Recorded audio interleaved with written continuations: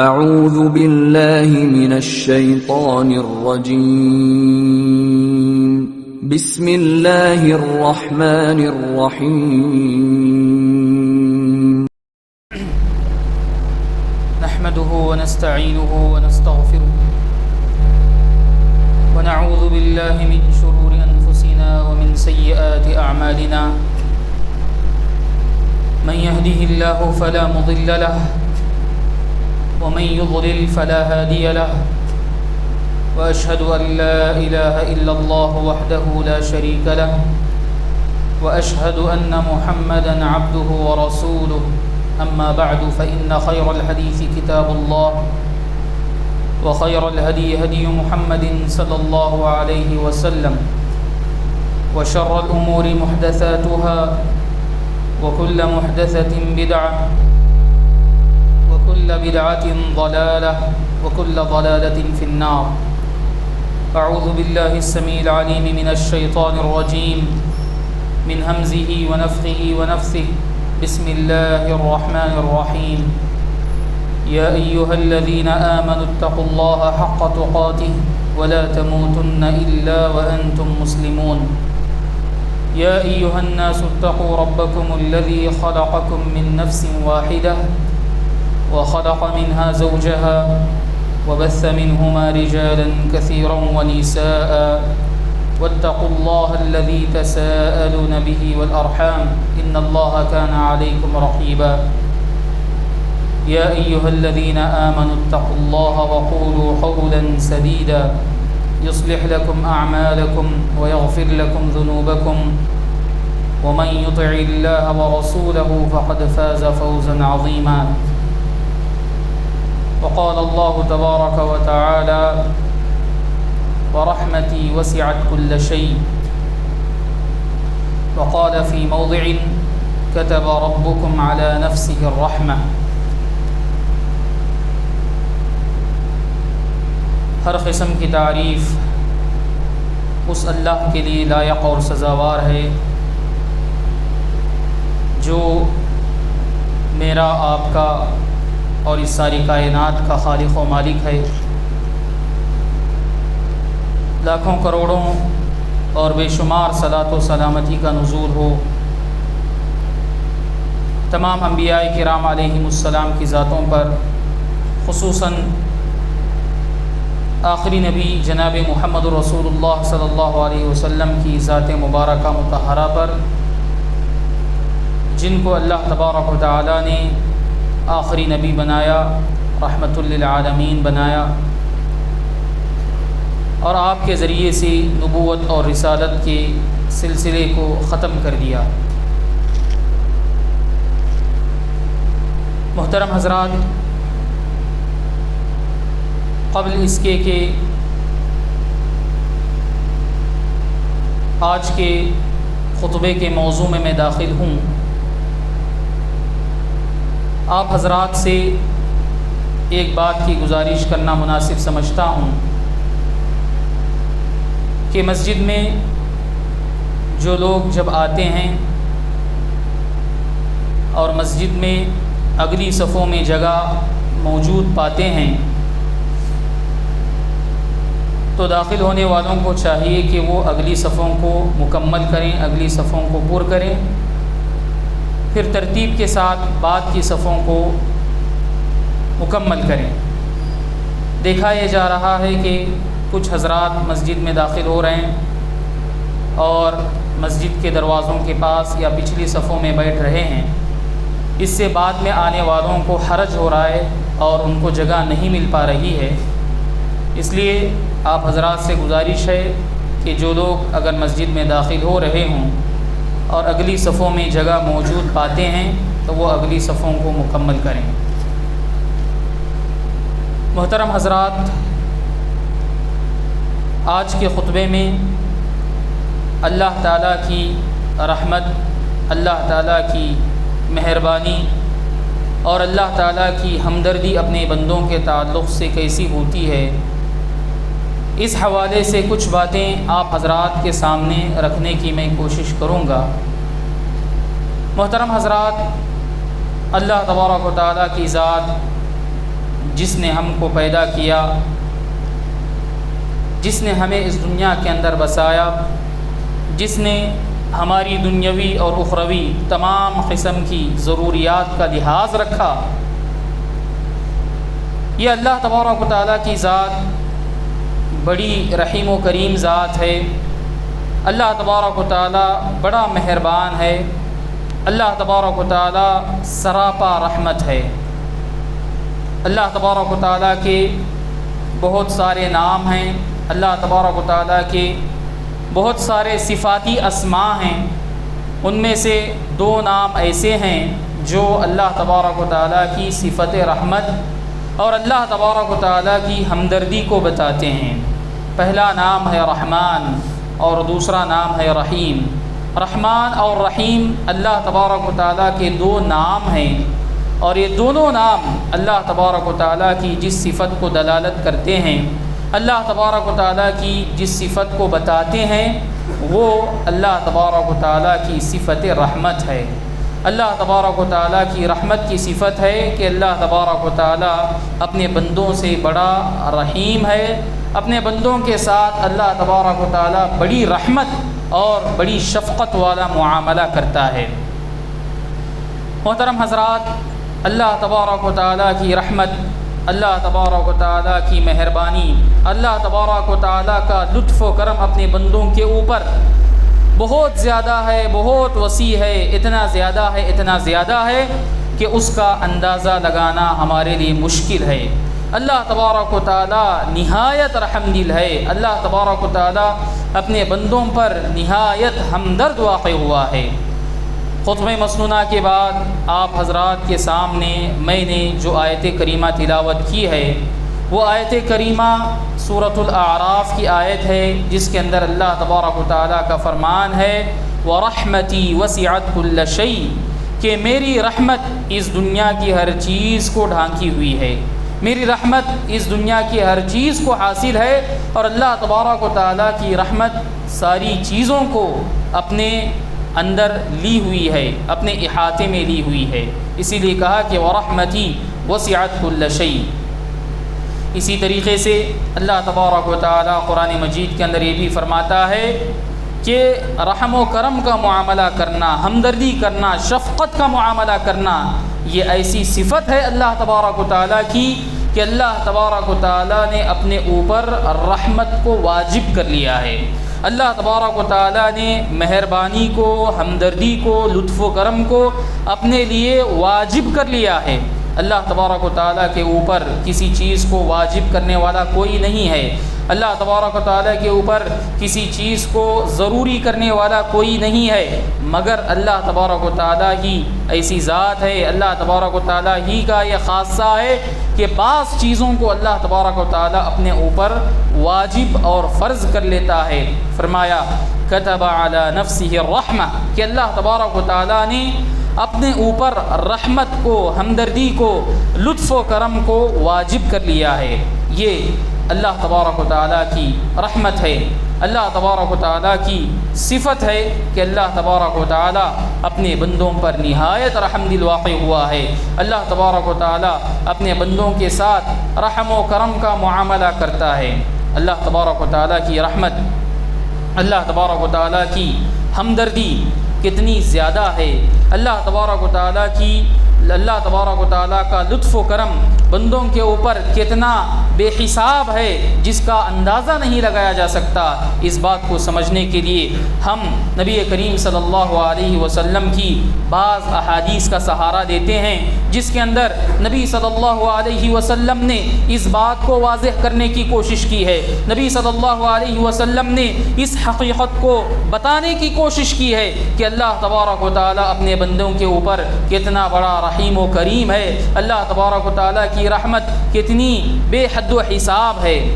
مسلم شریف کی روایت ہے، حضرت ابو ہریرہ رضی اللہ تعالیٰ عنہ اس حدیث کے راوی ہیں کہ آپ صلی اللہ علیہ وسلم نے فرمایا کہ ان للہ مئۃ رحمہ، کہ اللہ تبارک و تعالیٰ کے پاس رحمت کے 100 حصے ہیں۔ اللہ تبارک و تعالیٰ نے جو رحمت کا مادہ ہوتا ہے، رحمت کی جو صفت ہوتی ہے، مہربانی کی جو صفت ہوتی ہے، اس رحمت کے اللہ تبارک و تعالیٰ نے 100 حصے کیے۔ ان 100 حصوں میں سے ایک حصہ اللہ تبارک و تعالیٰ نے اس زمین پر بھیجا.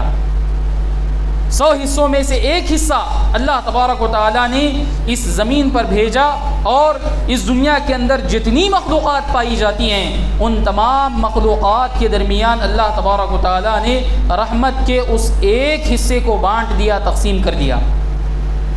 اس دنیا کے اندر رحمت کے جو بھی مظاہر ہم دیکھ سکتے ہیں، اس دنیا کے اندر ہمدردی کے جو بھی مظاہر ہم دیکھتے ہیں، یہ تمام کے تمام مظاہر رحمت کے اس ایک حصے کی وجہ سے وجود میں آتے ہیں. ماں اپنے بچے پر رحیم ہوتی ہے، یہ اللہ تبارک و تعالیٰ کی نازل کی ہوئی اس رحمت کے ایک حصے کی وجہ سے ہے. جانور اپنے بچے کے اوپر رحیم واقع ہوتا ہے، رحمت کا معاملہ کرتا ہے. جانور اس بات سے ڈرتا ہے کہ کہیں اس کا پیر اپنے بچے کے اوپر نہ پڑ جائے. یہ جانوروں کی جو رحمت ہے آپس میں، یہ رحمت اللہ تبارک و تعالیٰ کے اس ایک حصے کی وجہ سے ہے. نبی صلی اللہ علیہ وسلم فرماتے ہیں کہ اللہ تبارک و تعالیٰ نے رحمت کا ایک حصہ اپنے بندوں کے لیے نازل کیا، اور اسی ایک حصے کی وجہ سے آپس میں ہمدردی کے، رحمت کے جتنے مظاہر اس دنیا کے اندر ہو سکتے ہیں پائے جاتے ہیں. اللہ تبارک و تعالیٰ نے رحمت کے 99 حصے اپنے پاس موجود رکھے ہیں. اللہ تبارک و تعالیٰ رحمت کے ان 99 حصوں کو اپنے بندوں کے اوپر دکھاتا ہے. اللہ تبارک و تعالیٰ رحمت کے ان 99 حصوں کو اپنے بندوں کے اوپر ظاہر کرتا ہے. اس حدیث سے ہم اندازہ لگا سکتے ہیں، اس حدیث سے ہم سمجھ سکتے ہیں، اور اس حدیث پر غور کر سکتے ہیں کہ اس دنیا کے اندر جو رحمت پائی جا رہی ہے، اس دنیا کے اندر رحم دلی کے جو جذبات انسانوں کے اندر ہوں، جانوروں کے اندر ہوں، چرند پرند کے اندر ہوں، چوپایوں کے اندر ہوں، یہ تمام رحمت کے جو جذبات پائے جاتے ہیں وہ اللہ تبارک و تعالیٰ کی رحمت کے ایک حصے کی وجہ سے، جو اللہ تبارک و تعالیٰ نے اس دنیا کے اندر نازل کی ہے. اللہ تبارک و تعالیٰ کے پاس اس طرح کے 99 حصے ہیں. وہ اللہ تبارک و تعالیٰ کتنا رحیم ہوگا، وہ اللہ تبارک و تعالیٰ کتنا کریم ہوگا، اور وہ اللہ تبارک و تعالیٰ بندوں کے ساتھ کیسی ہمدردی کا معاملہ کرے گا، اس کا اندازہ ہم لگا سکتے ہیں کہ اس کے پاس 99 حصے رحمت کے موجود ہیں. اسی طریقے سے حضرت عمر بن خطاب رضی اللہ تعالی عنہ سے مروی ایک واقعہ ہے، جس کو امام بخاری اور امام مسلم نے اپنی کتابوں کے اندر نقل کیا ہے. حضرت عمر بن خطاب رضی اللہ تعالی عنہ فرماتے ہیں کہ نبی صلی اللہ علیہ وسلم کے دور کی بات ہے، ایک جنگ سے کچھ قیدی لائے گئے. جنگ ہوئی تو جنگ کے اندر کچھ قیدی، کچھ لونڈیاں پائی گئیں، تو ان لونڈیوں کو، ان قیدیوں کو مدینے میں لایا گیا. مدینے میں لایا گیا تو ان قیدیوں کے اندر ایک عورت بھی ہوتی ہے، ایک لونڈی بھی ہوتی ہے. اس لونڈی کا ایک چھوٹا سا بچہ ہوتا ہے، دودھ پیتا بچہ ہوتا ہے.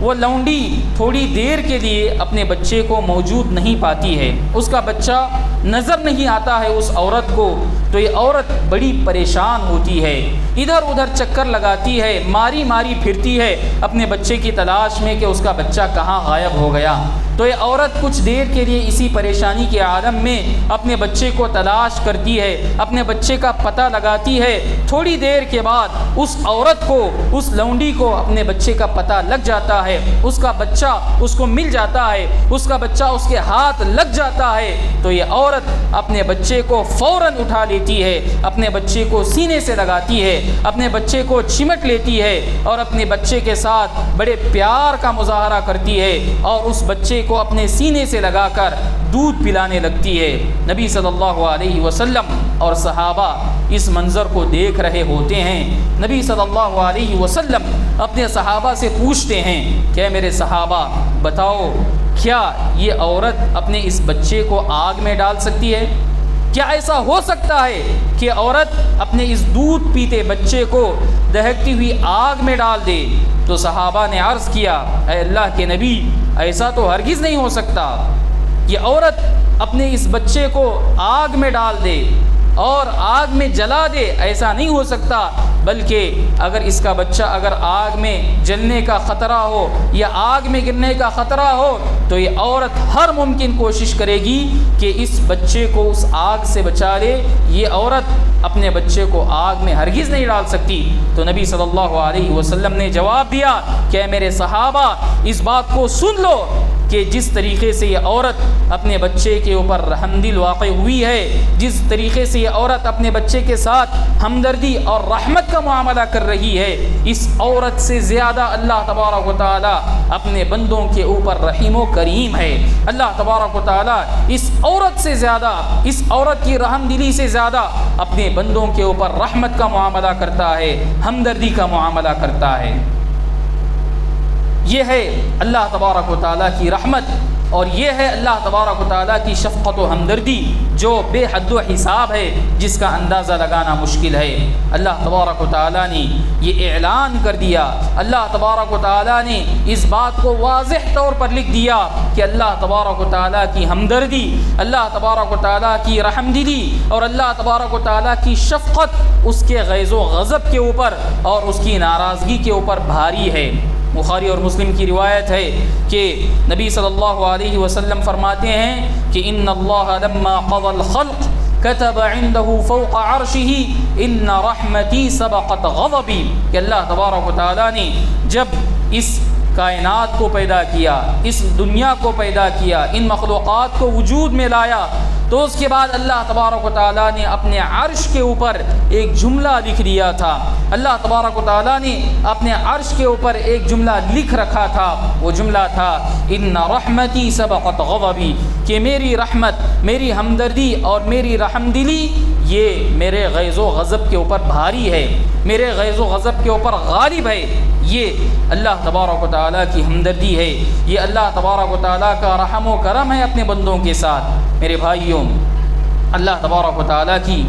جو رحم دلی ہے، اللہ تبارک و تعالیٰ کی جو شفقت ہے اور اللہ تبارک و تعالیٰ کا جو رحیمانہ معاملہ ہے اپنے بندوں کے ساتھ، یہ ایسا معاملہ ہے اور اللہ تبارک و تعالیٰ کی یہ ایسی رحمت ہے کہ اللہ تبارک و تعالیٰ نے اس رحمت کے ذریعے سے انسان کی دنیاوی ضرورتوں کو بھی پورا کیا اور اللہ تبارک و تعالیٰ نے انسان کی اخروی ضرورتوں کو بھی پورا کیا. اس دنیا کے اندر انسان جو بھی ضرورتیں پوری کر رہا ہے، اس دنیا کے اندر انسان چل پھر رہا ہے، اس دنیا کے اندر انسان سانس لے رہا ہے، اس دنیا کے اندر انسان اللہ تعالیٰ کی نعمتوں کے اندر پل رہا ہے، بڑھ رہا ہے، یہ سب کا سب اللہ تبارک و تعالیٰ کی رحمت کی وجہ سے ہے. اس دنیا کے اندر اللہ تبارک و تعالیٰ کی نعمتوں سے ایک مومن بھی فائدہ اٹھاتا ہے، ایک کافر بھی فائدہ اٹھاتا ہے. اس دنیا کے اندر اللہ تعالیٰ کی نعمتوں سے ایک موحد بھی فائدہ اٹھاتا ہے اور ایک شرک مشرک اور بت پرست بھی فائدہ اٹھاتا ہے. یہ جو رحمت ہے اللہ تبارک و تعالیٰ کی اس دنیا کے اندر، کافر و فاجر اور مومن ہر قسم کے انسان کو اللہ تبارک و تعالیٰ کی رحمت حاصل ہے. ورنہ انسان تو اتنا گیا گزرا ہے، انسان تو اتنا ناشکرا ہے اور انسان تو اللہ تبارک و تعالیٰ کے ساتھ ایسا ناروا سلوک کرتا ہے کہ اگر اللہ تبارک و تعالیٰ کی رحمت نہ ہوتی تو پھر انسان ایک گھونٹ پانی کا بھی مستحق نہ ہوتا. اللہ تبارک و تعالیٰ انسان کو ایک گھونٹ پانی بھی میسر نہیں کرتا. اللہ تبارک و تعالیٰ حدیث قدسی کے اندر فرماتا ہے، اللہ تبارک و تعالی حدیث قدسی کے اندر فرماتا ہے کہ ما اصبر احد على اذى يسمعه من اللہ، کہ تکلیف دہ بات کو سن کر، تکلیف پہنچانے والی باتوں کو سن کر، کڑوی کسیلی باتوں کو سن کر اللہ تبارک و تعالیٰ سے زیادہ صبر کرنے والا کوئی نہیں ہے. اس دنیا کے اندر اللہ تبارک و تعالیٰ کے خلاف، اللہ تبارک و تعالیٰ کی ذات کے خلاف بہت سارے انسان بہت ساری باتیں کرتے ہیں. اللہ تبارک و تعالیٰ کے خلاف بہت ساری باتیں کرتے ہیں اور بہت ساری حرکتیں کرتے ہیں. جو فاجر لوگ ہیں، جو غلط لوگ ہیں، جن کے پاس اللہ تعالیٰ کا ڈر نہیں ہوتا ہے، ایسے لوگ اللہ تعالیٰ کی حق تلفی کرتے ہیں اور اللہ تعالیٰ کے خلاف، اللہ تعالیٰ کی تقدیر کے خلاف بہت ساری باتیں کرتے ہیں، بہت سارے جملے کستے ہیں. مگر اللہ تبارک و تعالیٰ کہتا ہے کہ اللہ تبارک و تعالیٰ ان باتوں پر صبر کرتا ہے. اللہ تبارک و تعالیٰ بندوں کی ان حرکتوں پر صبر کرتا ہے اور بندوں کی نافرمانی کے باوجود اور بندوں کے غلط عمل کے باوجود اللہ تبارک و تعالیٰ بندوں کے اوپر برابر اپنی نعمتوں کا سلسلہ جاری کیا ہوا ہے۔ اللہ تبارک و تعالیٰ برابر اپنے بندوں کو اس دنیا کی نعمتیں کھلاتا ہے، پلاتا ہے، اور اللہ تبارک و تعالیٰ بندوں کے لیے اس دنیا کے اندر رہنے کا، بسنے کا انتظام کرتا ہے۔ یہ جو چیز ہو رہی ہے یہ اللہ تبارک و تعالیٰ کی رحمت کی وجہ سے ہو رہی ہے، اللہ تبارک و تعالیٰ کی رحمت کی وجہ سے ہو رہی ہے۔ اگر اللہ تبارک و تعالیٰ کی رحمت نہ ہوتی تو پھر انسان اللہ تبارک و تعالیٰ کی ان نعمتوں سے فائدہ نہ اٹھا پاتا۔ میرے بھائیوں، یہ تو دنیاوی معاملات ہیں، یہ دنیاوی نعمتیں ہیں۔ اسی طریقے سے اللہ تبارک و تعالیٰ اپنی رحمت ہی کی وجہ سے، اپنی ہمدردی ہی کی وجہ سے انسانوں کو اخروی نعمتوں سے بھی نوازتا ہے۔ انسان آخرت کے اندر بھی اللہ تبارک و تعالیٰ کی نعمتیں حاصل کرتا ہے، آخرت کے اندر انسان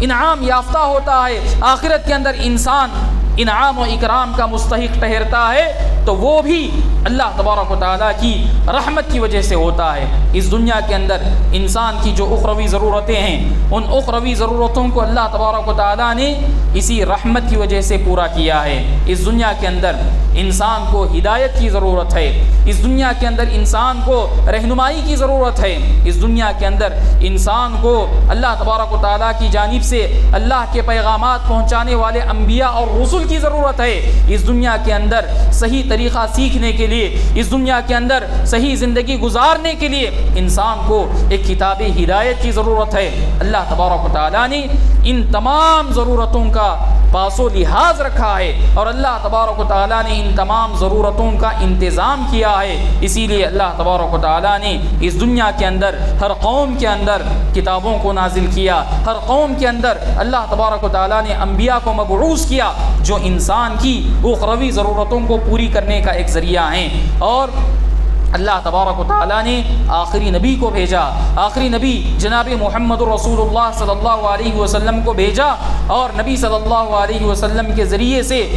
لوگوں کی، انسانوں کی، بھٹکتی ہوئی انسانیت کی رشد و ہدایت کا انتظام کیا۔ اور اس نبی کو بھی اللہ تبارک و تعالیٰ نے سراپا رحمت بنا کر کے بھیجا۔ فرمایا وما ارسلناک الا رحمتا للعالمین، کہ اے نبی ہم نے آپ کو نہایت رحم دل اور سراپا رحمت بنا کر کے بھیجا ہے۔ یہ آخرت کی جو ضرورتیں ہیں، انسان کی دینی جو ضرورتیں ہیں، ان تمام ضرورتوں کو پورا کرنے کے لیے اللہ تبارک و تعالیٰ نے جو انتظام کیا ہے وہ اللہ تبارک و تعالیٰ کی رحمت ہی کی وجہ سے ہے۔ میرے بھائیوں، اس دنیا سے مرنے کے بعد، اس دنیا سے آنکھ بند کرنے کے بعد، آخرت کے سفر پر جانے کے بعد انسان جب جنت میں داخل ہوتا ہے، انسان اللہ تبارک و تعالیٰ کی نعمتوں کا مستحق قرار پاتا ہے، اللہ تبارک و تعالیٰ کی بنائی ہوئی بے مثال جنت میں داخل ہوتا ہے۔ یہ جو جنت میں داخل ہونے کا عمل ہے، انسان کو جنت کے ذریعے سے اللہ تبارک و تعالیٰ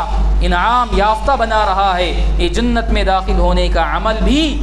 یہ اللہ تبارک و تعالیٰ کی رحمت کی وجہ سے ہو رہا ہے، یہ انسان کے عمل کی وجہ سے نہیں ہو رہا ہے۔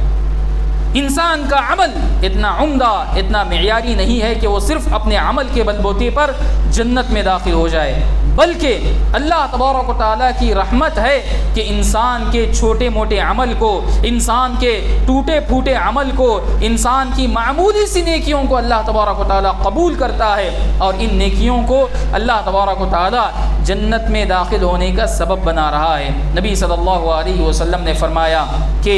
کل قیامت کے دن مرنے کے بعد کوئی بھی انسان اپنے عمل کی وجہ سے،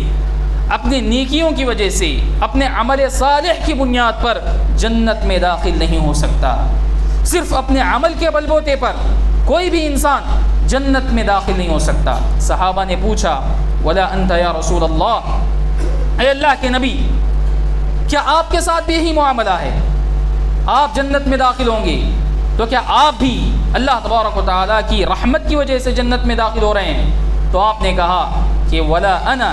الا ان يتغمدني الله برحمت منه، کہ میں بھی اگر جنت میں داخل ہوں گا، میں بھی اگر جنت میں جاؤں گا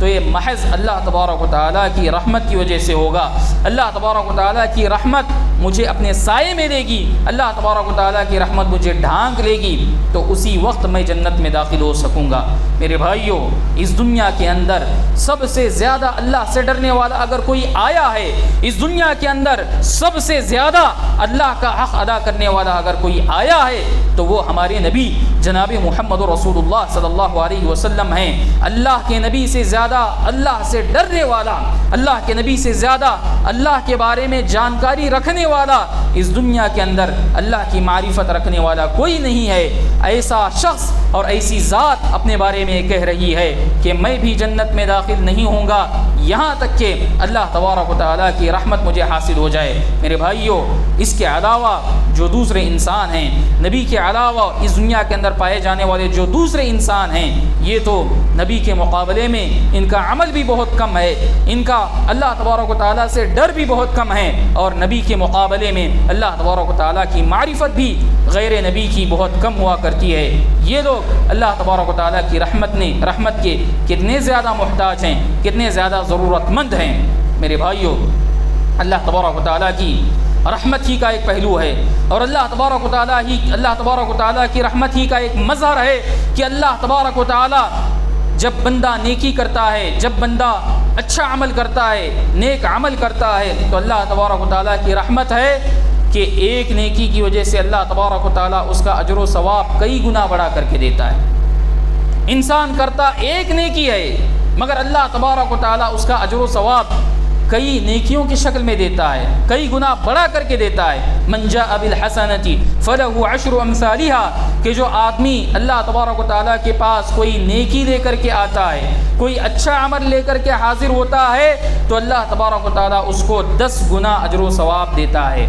اور احادیث کے اندر بتایا گیا کہ 10 گنا سے زیادہ 700 گنا تک انسان کو ایک نیکی کا اجر و ثواب دیا جاتا ہے۔ اور اللہ تبارک و تعالیٰ کی رحمت ہی کا تقاضا ہے کہ اللہ تبارک و تعالیٰ گناہ پر، غلط عمل پر اور برے عمل پر صرف ایک گناہ کو لکھتا ہے،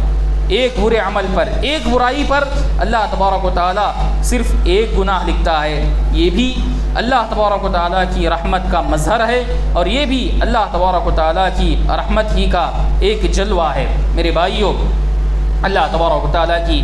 رحمت، اللہ تبارک و تعالیٰ کا لطف و کرم اور اللہ تبارک و تعالیٰ کی مہربانی بندوں کے اوپر اتنی زیادہ ہے اور بے حد و حساب ہے کہ اس کا اندازہ ہم نہیں لگا سکتے۔ میرے بھائیوں، انسان اللہ تبارک و تعالیٰ کی اس رحمت کو حاصل کرنے کی کوشش کرے، انسان اللہ تبارک و تعالیٰ کی اس رحمت کو پانے کی کوشش کرے، اور ایسے تمام اسباب و وسائل کو اپنانے کی کوشش کرے جو انسان کو اللہ تبارک و تعالیٰ کی رحمت کا مستحق بناتے ہیں۔ اور میرے بھائیوں، اس سلسلے میں سب سے بڑی نیکی، سب سے بڑا عمل اور سب سے زبردست عمل جو انسان کو اللہ تبارک و تعالیٰ کی رحمت کا مستحق بناتا ہے وہ توحید باری تعالیٰ ہے، توحید کی عبادت ہے، توحید کی نیکی ہے، اور توحید کا حسنہ ہے۔ یہ نیکی، یہ عمل، یہ عبادت اتنی بڑی عبادت ہے، اتنا بڑا عمل ہے کہ جو انسان توحید کو اپناتا ہے، اللہ تبارک و تعالیٰ کی توحید کے تقاضوں کو پورا کرتا ہے اور اپنے سینے کے اندر توحید کو رکھتا ہے اور اس توحید خالص کے اندر شرک کی ملاوٹ نہیں کرتا، ایسا انسان رحمت الہی کو پانے کا سب سے بڑا حقدار ہے۔ احادیث کے اندر بتایا گیا کہ قیامت کے دن اللہ تبارک و تعالیٰ کے پاس ایسے بندے حاضر ہوں گے، اللہ تبارک و تعالیٰ کے پاس ایسے اللہ تبارک و تعالیٰ کے کچھ بندے آئیں گے جنہوں نے گناہوں کے اندر اپنی زندگی گزاری ہوگی، جنہوں نے غلطیوں کے اندر، نافرمانیوں کے اندر اپنی زندگی گزاری ہوگی۔ اللہ تبارک و تعالیٰ ان بندوں کے حق میں فیصلہ کرے گا کہ ایسے بندوں کو جہنم میں داخل کیا جائے، اور ان بندوں کی حالت یہ ہوگی کہ دنیا کے بہت سارے گناہ انجام دیے ہوں گے مگر ان کی توحید خالص ہوگی، ان کی توحید میں کچھ خلل نہیں ہوگا، ان کی توحید خالص ہوگی، مگر توحید کے ساتھ ان کی زندگی میں بہت سارے گناہ ہوں گے، ان کی زندگی میں بہت ساری نافرمانیاں رہی ہوں گی۔ ایسے لوگوں کو اللہ تبارک و تعالیٰ یہ فیصلہ کرے گا ان کو جہنم میں داخل کیا جائے، ایسے لوگوں کو جہنم میں داخل کر دیا جائے گا، ایک مدت تک کے لیے ان کو جہنم میں تپایا جائے گا، جہنم کی سزا دی جائے گی، یہاں تک کہ یہ لوگ اپنے گناہوں سے بالکل پاک و صاف ہو جائیں گے، اپنے گناہوں سے بالکل دھل جائیں گے۔ تو اس وقت اللہ تبارک و تعالی ارحم الراحمین یہ اعلان کرے گا، اخرجوا من النار من كان في قلبه مثقال حبة من خردل من ایمان، کہ جہنم سے ایسے تمام لوگوں کو آزاد کر دو، جہنم سے ایسے تمام لوگوں کو باہر کر دو جن کے سینے میں ایک رائی کے دانے کے برابر بھی اگر ایمان ہے، ایک رائی کے دانے کے برابر بھی اگر کسی کے سینے میں ایمان موجود ہے، ایسے تمام لوگوں کو جہنم سے آزاد کر دو۔ اللہ تبارک و تعالیٰ کے حکم پر ان تمام بندوں کو جہنم سے آزاد کیا جائے گا، اور جہنم سے ان کو جب آزاد کیا جائے گا، باہر نکالا جائے گا، تو جہنم میں جلنے کی وجہ سے، جہنم میں تپنے کی وجہ سے، جہنم کی تپش کی وجہ سے یہ لوگ جل کر بالکل کوئلوں کی طرح کالے ہو گئے ہوں گے۔ تو اللہ تبارک و تعالیٰ کہے گا کہ ان کو نہر حیات میں ڈبایا جائے، نہر حیات میں ان کو ڈبایا جائے، نہر حیات کے پانی میں ان کو ڈبا کر نکالا جائے۔ تو جب نہر حیات میں ان کو ڈبا کر نکالا جائے گا تو یہ لوگ بالکل صاف شفاف ہو جائیں گے، یہ بالکل ان کو نیا جسم اللہ تبارک و تعالیٰ عطا کرے گا، اور نئی ساخت اللہ تبارک و تعالیٰ ان کو عطا کرے گا، پھر اس کے بعد ان کو جنت میں داخل کیا جائے گا۔ میرے بھائیوں، اس حدیث پر غور کرنے کی ضرورت ہے، اور اس حدیث کو سمجھنے کی ضرورت ہے کہ اللہ تبارک و تعالیٰ جن بندوں کو جہنم سے آزاد کرے گا، اللہ تبارک و تعالیٰ جن بندوں کو جہنم سے باہر نکالے گا، ان کی نیکی کیا ہوگی؟ ان کی نیکی توحید کی ہوگی، ان کی زندگی میں توحید ہوگی، ان کی زندگی میں شرک نہیں ہوگا، ان کی زندگی میں غیر اللہ کی عبادت نہیں ہوگی، ان کی زندگی میں قبر پرستی نہیں ہوگی، ان کی زندگی میں اولیاء پرستی نہیں ہوگی، ان کی زندگی کے اندر ایسے اعمال نہیں ہوں گے جو اللہ تبارک و تعالیٰ کی توحید کے منافی ہوں گے۔ وہ کبھی غیر اللہ کے سامنے سجدہ نہیں کریں گے، وہ کبھی غیر اللہ کے نام پر ذبح نہیں کیے ہوں گے، وہ کبھی غیر اللہ کے نام پر نظر و نیاز نہیں کیے ہوں گے، وہ غیر اللہ کے نام پر اپنا ایک روپیہ ایک پیسہ بھی خرچ نہیں کیے ہوں گے۔ ایسے لوگوں کو اللہ تبارک و تعالیٰ کی رحمت حاصل ہوگی۔ مگر جو انسان اس توحید کی نعمت سے یا اس توحید کی نیکی سے محروم ہوگا، اللہ تبارک و تعالیٰ اتنا رحیم و کریم ہونے کے باوجود، اللہ تبارک و تعالیٰ اتنا ہمدرد ہونے کے باوجود، اللہ تبارک و تعالیٰ اپنے بندوں کے ساتھ اتنا رحیم و کریم ہونے کے باوجود، ایسے مشرکوں کے ساتھ، ایسے گنہگاروں کے ساتھ، اور اللہ تبارک و تعالیٰ کی عبادت میں دوسروں کو شریک ٹھہرانے والے ایسے ظالموں کے ساتھ اللہ تبارک و تعالیٰ ہرگز رحم و کرم کا معاملہ نہیں کرے گا۔ یہ سمجھ سکتے ہیں کہ توحید کتنی بڑی نیکی ہے جو انسان کو اللہ تعالیٰ کی رحمت کا مستحق بناتی ہے، اور شرک کتنا بڑا جرم ہے، شرک کتنی بڑی برائی ہے، اور شرک کتنا بڑا کرائم ہے کہ انسان کو اللہ تبارک و تعالیٰ کی اتنی وسیع رحمتوں کے باوجود اس رحمت سے محروم کر رہی ہے۔ اس لیے انسان کو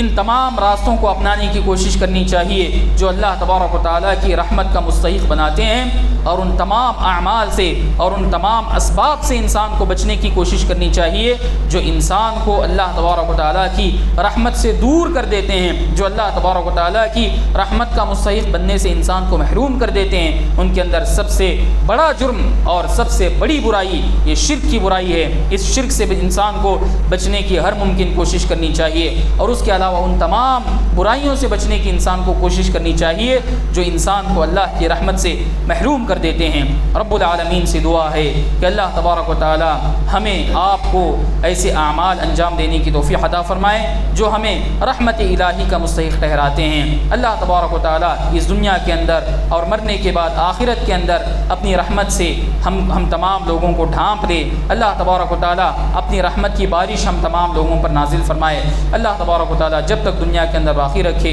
توحید کے ساتھ اور سنت کے ساتھ باقی رکھے، اور جب ہمارا خاتمہ ہو تو خاتمہ بالخیر ہو۔ آمین وآخر دعوانا ان الحمد للہ رب العالمین۔ بارک اللہ لنا ولکم فی القرآن العظیم ونفعنا وإیاکم بما فیہ من الآیات والذکر الحکیم انہ تعالی جواد کریم بر رحیم رب حلیم۔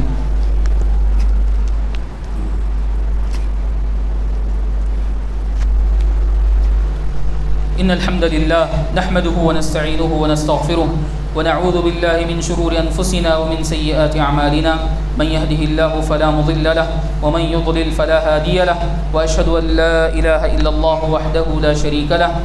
وأشهد أن محمدا عبده ورسوله أما بعد فإن خير الحديث كتاب الله